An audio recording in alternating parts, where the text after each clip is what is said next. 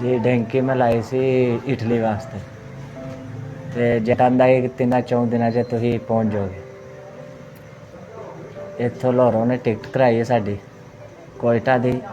कोयटा अगों सानू टैक्सियां च आंदा ही बावांगा ते जदों कोयटा गए उदों ने सानू डिक्कियां च पा के गड्डी दियां डिक्कियां 3 ਤੋਂ 4 दिन ਉਹ ਗੱਡੀ ਦੀ ਡਿੱਕੀਆਂ 'ਚ ਸਫ਼ਰ ਕੀਤਾ।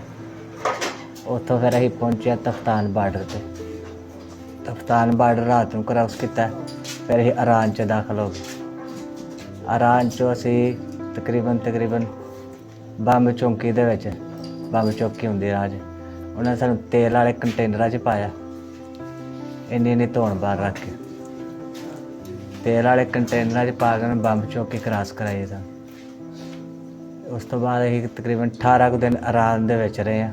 ਫਿਰ ਤੁਰਕੀ ਦੇ ਬਾਰਡਰ 'ਤੇ ਪਹੁੰਚੇ ਜੀ। ਅਸੀਂ ਜਦ ਤੁਰਕੀ ਉਹ ਟੈਂਕੀ ਲਾਈਏ ਅਤੇ ਯੂਨਾਨ ਦੀ ਨਹਿਰ ਹੁੰਦੀ ਇੱਕ ਨਹਿਰ ਕ੍ਰਾਸ ਕਰਕੇ ਯੂਨਾਨ 'ਚ ਦਾਖਲ ਹੋਏ ਅਤੇ ਉੱਥੋਂ ਅਸੀਂ ਰਾਤ ਦਾ ਟਾਈਮ ਸੀ ਤਕਰੀਬਨ 9-10 ਦਾ। ਉੱਥੋਂ ਹੀ ਜਦੋਂ ਗਏ ਅੱਗੇ ਜਾ ਕੇ ਉਹਨਾਂ ਦੀ ਫੋਰਸ ਨੇ ਸਾਨੂੰ ਫੜਿਆ ਸੇਮ ਨਾਲੀ ਤੋਂ ਸੂਆ ਹੁੰਦਾ ਹੈ ਉੱਥੋਂ ਫੜ ਕੇ ਉਹਨਾਂ ਨੇ ਸਾਨੂੰ ਕੈਂਪ 'ਚ ਸੱਟ ਛੱਡਿਆ। ਕੈਂਪ ਤੋਂ ਫਿਰ ਉਹਨਾਂ ਨੇ ਕੋਈ 10 ਕੁ ਮਿੰਟ ਰੱਖ ਕੇ ਉਹਨਾਂ ਨੇ ਉਸ ਤੋਂ ਬਾਅਦ ਸਾਨੂੰ ਨਹਿਰ ਵਾਪਸ ਕ੍ਰਾਸ ਕਰਾਈ। ਨਾਲੇ ਇੱਕ ਬੁਲਟ ਮਾਰਿਆ ਲੱਕ 'ਚ ਰਾਈਫਲ ਦਾ ਬੈਕ ਸਾਈਡ ਦਾ ਉਹ ਉਹਨਾਂ ਨੇ ਮਾਰ ਕੇ ਸਾਨੂੰ ਦੁਬਾਰਾ ਤੁਰਕੀ ਸੁੱਟ ਦਿੱਤਾ।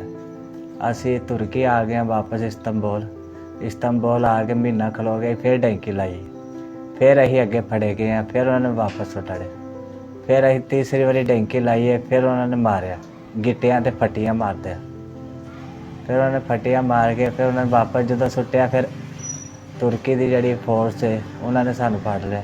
ਉਹਨਾਂ ਨੇ ਫਿਰ ਦੁਬਾਰਾ ਛੱਡਿਆ ਨਹੀਂ ਸਾਨੂੰ। ਏਜੰਟ 'ਤੇ ਆਈ ਜਾਂਦਾ ਸੀ ਕਿ ਤੁਸੀਂ ਰਮਾਨ ਸਕੂਨ ਨਾਲ ਪਹੁੰਚੋਗੇ ਗੱਡੀਆਂ ਦੇ ਵਿੱਚ ਸਫ਼ਰ ਕਰਦੇ ਅਤੇ ਲੇਕਿਨ 6-7 ਦਿਨ ਤੱਕ ਭੁੱਖ ਕੱਟਣੀ ਪੈਂਦੀ ਹੈ। ਰੋਟੀ ਨਹੀਂ ਲੱਭਦੀ ਹੈ। ਜਿਹੜੇ ਜ਼ੁਬਾਨ ਦੇ ਉੱਤੇ ਕੰਡੇ ਉੱਗ ਜਾਂਦੇ ਨੇ। ਪਾਣੀ ਤੋਂ ਵੀ ਬੰਦਾ ਰਹਿ ਜਾਂਦਾ ਰੋਟੀ ਤੋਂ ਪਿਆਸ ਭੁੱਖਾ ਤਰਿਆ ਬਹੁਤ ਬੁਰਾ ਹਾਲ ਹੁੰਦਾ ਜੀ। MRC ਬਹੁਤ ਅੱਛਾ ਇੱਕ ਅਦਾਰਾ ਹੈ ਅਤੇ ਬਰਾਈ ਮਿਹਰਬਾਨੀ ਡੈਂਕੀ ਨਾ ਲਗਾਓ। ਆਪਣੀ ਜਾਨ ਦੇ ਉੱਤੇ ਨਾ ਖੇਲੋ ਅਤੇ ਅਗਰ ਕੋਈ ਮਾਲੂਮਾਤ ਚਾਹੀਦੀ ਹੋਏ MRC ਕੋਲੋਂ ਲੈ ਲਓ ਤੁਸੀਂ।